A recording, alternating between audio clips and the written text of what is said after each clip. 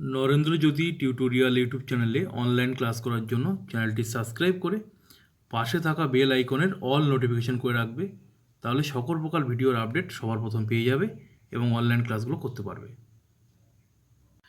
আজকের অনলাইন ক্লাসে তোমাদের ইংলিশ থেকে পাস্ট পারফেক্ট টেন্সটা বুঝিয়ে দেবো। এটা হচ্ছে ডে 7-এর ক্লাস। এর আগে ডে 1 থেকে ডে 6 পর্যন্ত টেন্সের উপর আমি ক্লাস নিয়েছি। তোমরা যারা ক্লাসগুলো দেখোনি, ডেসক্রিপশনে লিঙ্ক দিয়ে দেবো, অবশ্যই দেখে নেবে। কারণ তোমাদের আগেও বলেছি, ভালো ইংলিশ জানতে গেলে, ইংলিশ গ্রামার ভালো জানতে গেলে, সেন্টেন্স তৈরি করার যে মেথড সেটা জানতে গেলে কিন্তু টেন্স ভালো করে জানতে হবে। টেন্স জানলে তোমরা নিজেরাই ট্রান্সলেট করে যে কোনো ধরনের ইংলিশের প্যারাগ্রাফ বা এসে বলো, যা কিছু নিজেরাই লিখতে পারবে। টেন্স তো আমাদের জানতেই হয় ভালো করে। তো দেখো, আজকের পাস্ট পারফেক্ট টেন্সটা তোমাদের বোঝাবো। মন দিয়ে ভালো করে বুঝে নাও, খুব ভালো করে বুঝে নাও। তারপরে দেখবে তোমরা নিজেরাই পাস্ট পারফেক্ট টেন্সের যে সেন্টেন্সগুলো সেগুলো তোমরা তৈরি করতে পারবে। তো দেখো, পাস্ট পারফেক্ট টেন্স কাকে বলে সেটা আগে বলি। পাস্ট পারফেক্ট টেন্স কাকে বলে?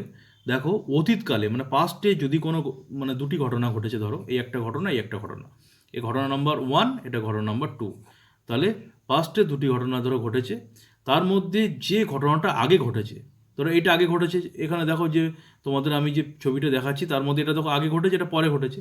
যেটা আগে ঘটেছে সেটা কিন্তু হবে পাস্ট পারফেক্ট টেন্স, আর যেটা পরে ঘটেছে সেটা হবে পাস্ট ইনডিফিনিট টেন্স। ঠিক আছে? তাহলে পাস্ট পারফেক্ট টেন্স হবে প্রথমটা, আর পরেরটা হবে পাস্ট ইনডিফিনিট টেন্স। ঠিক আছে? কীভাবে সেন্টেন্সটা তৈরি করবে পাস্ট পারফেক্ট টেন্সের?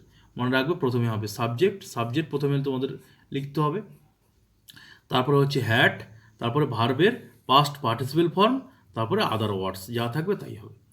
ঠিক আছে? তাহলে বুঝতে পারলে, পাস্ট পারফেক্ট টেন্স গঠন যখন করবে তো প্রথমে সাবজেক্ট হবে, তারপরে হ্যাড হবে, তারপর ভার্বের পাস্ট পার্টিসিপেল ফর্ম, আদার ওয়ার্ডস হবে। আর এখানে যে দুটি ঘটনা বললাম, যে ঘটনাটা আগে ঘটবে আর যেটা পরে ঘটবে, এই দুটো ঘটনাকে আমরা আফটার বা বিফোর দিয়ে আমরা এই দুটি ঘটনাকে লিখব। এক্সাম্পল দিই, তাহলে বুঝতে সুবিধা হবে। কয়েকটা উদাহরণ তোমাদের দিই। এক্সাম্পল দেখো, ডাক্তার আসার পূর্বে রুগীটি মারা গেল। ভালো করে দেখো, ডাক্তার আসার পূর্বে রুগীটি মারা গেল। দেখো, দুটি ঘটনা, ডাক্তার আসা আর রুগীটি মারা গেল। দেখো তো, রুগীটি মারা গেল এই ঘটনাটা আগে ঘটেছে না? রুগীটি মারা গেছে, তারপরে তো ডাক্তার এসেছে। তাই আমি তোমাদের কি বললাম, যে ঘটনাটা আগে ঘটবে সেটা ভার্বের পাস্ট পার্টিসিপেল ফর্ম হবে।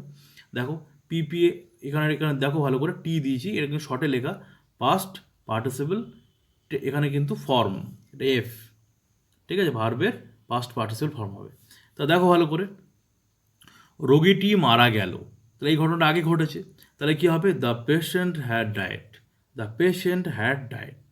দেখো ভার্বের, এইখানে দেখো ভার্বের পাস্ট পার্টিসিপেল ফর্ম লিখেছি। বুঝতেই পারছো? The patient had died. এবার দেখো, কে আসার আগে? ডাক্তার আসার আগে। তাহলে দেখো, ডাক্তার আসার আগে যেটা পরে ঘটেছে, ডাক্তার এসছে পরে, তাহলে কী হবে? সেটা পাস্ট ইনডিফিনিট টেন্স। দেখো, দ্য ডক্টর কেম। এই দুটো ঘটনাকে আমরা বিফোর দিয়ে এখানে লিঙ্ক করলাম। দেখো, before the patient had died before the doctor came. Doctor আসার আগে, এই যে পূর্বে বলেছি, পূর্বে, এই বিফোর, ডাক্তার আসার আগে রোগীটি মারা গেল। তা রোগীটি মারা যাওয়া, দ্য পেশেন্ট হ্যাড ডায়েট, আগে ঘটেছে, তাই এটা হ্যাড ডায়েট হবে। সাবজেক্ট দ্য পেশেন্ট, হ্যাড ভার্বের past participle form, had died. ঠিক আছে?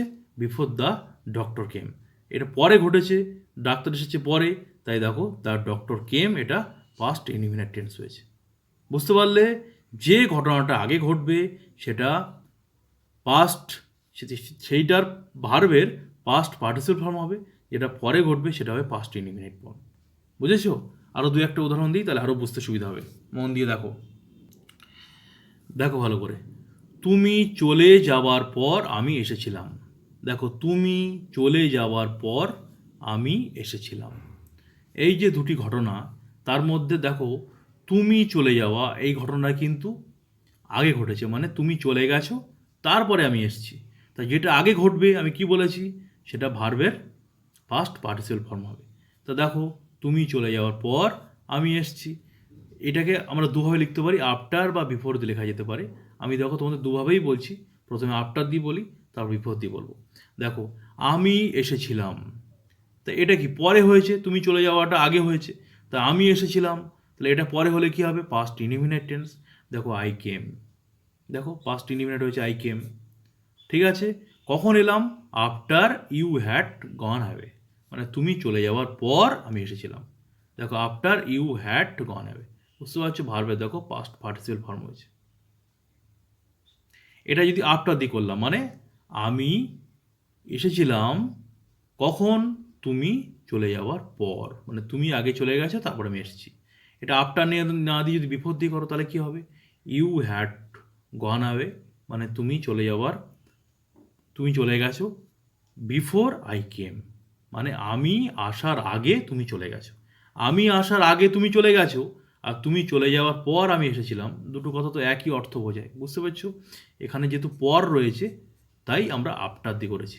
পর আগেরটা পূর্বে ছিল তাই বিফোর দিয়ে করেছি, এখানে পর রয়েছে তাই আফটার দিয়ে করেছি। এটাও বিফোর দিয়ে করতে পারো, না করে তোমরা আফটার দিয়েই করবে। ঠিক আছে, তাহলে আফটার দিয়ে করলে কী হবে, আই কেম মানে আমি গিয়েছিলাম বা এসেছিলাম, after you had gone away তুমি চলে যাওয়ার পর, মানে তুমি আগে চলে গেছো তারপরে আমি এসেছি। এবার দেখো তারা স্টেশনে পৌঁছবার পরে ট্রেন ছেড়েছিল। পরে, তাহলে দেখো তারা স্টেশনে আগে পৌঁছেছে তারপরে ট্রেন গেছে। তা আগে ঘটনাটা ঘটেছে, কোন ঘটনাটা আগে ঘটেছে, তারা স্টেশন আগে গেছে। তাহলে এবং তারপরে দেখো ট্রেন তারপরে ছেড়েছে, তাহলে এখানে পরে বলেছে, তাহলে আমরা আফটার দিয়ে করব। তাহলে দেখো the train started after they had reached the station. দেখো দ্য ট্রেন স্টার্টে এই ঘটনাটা পরে ঘটেছে, তাই দেখো ভার্বের পাস্ট ইনডিফিনিট ফর্ম হয়েছে দ্য ট্রেন স্টার্টেড। আফটার মানে পরে, এই যে পরে আফটার। তারপরে দেখো তারা আগে গেছে, তাহলে কী হবে, they had reached the station. দেখো ভার্বের পাস্ট পার্টিসিপেল ফর্ম হলো। এবার এখানে যদি এরকম থাকতো যেটা আমি আগে লিখেছিলাম, দেখো তারা স্টেশনে পৌঁছবার পূর্বে ট্রেন ছেড়েছিল, তা ট্রেনটা তাহলে আগে ছেড়েছিল তারপরে তারা পৌঁছেছে, তখন যদি হতো কি হতো, তখন যদি হতো কি লিখতাম আমরা, দেখো the train had started before they reached. দেখো দ্য ট্রেন হ্যাড স্টার্টেড মানে ট্রেনটা আগে ছেড়েছে, দেখে ভার্বের পাস্ট পার্টিসিপল ফর্ম হবে the train had started before they reached the station. তারা স্টেশনে পৌঁছবার আগেই ট্রেন ছেড়ে দিয়েছে। যদি ট্রেনটা আগে ছাড়তো, ট্রেনের ঘটনাটা যদি আগে ঘটতো, কিন্তু এখানে আমি কি লিখলাম, তারা স্টেশনে পৌঁছবার পরে ট্রেন ছেড়েছে, তাহলে স্টেশনে পৌঁছানোটা আগে ঘটেছে তারপরে ট্রেন ছেড়েছে, তখন হবে the train started before they had reached the station. তাহলে দুটো ঘটনার মধ্যে প্রথমে তোমাদের আইডেন্টিফাই করতেই হবে কোনটা আগে ঘটেছে কোনটা পরে ঘটেছে।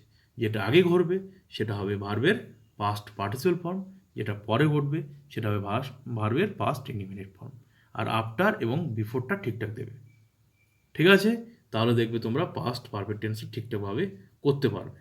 তো তোমাদের একটা আমি ট্রান্সলেশন দিচ্ছি, তোমরা এটা কমেন্ট করে আমাকে আনসারটা জানাবে, দেখবো তোমাদের কতজনের রাইট হয়। ঠিক আছে, লিখে নাও, আমরা মাঠে পৌঁছাবার পর খেলা শুরু হয়েছিল। আমরা মাঠে পৌঁছানোর পর খেলা শুরু হয়েছিল, এটা তোমরা লিখবে। ঠিক আছে, আমরা, এটা SW দিচ্ছি, তোমরা কমেন্ট করে লিখবে, আমরা মাঠে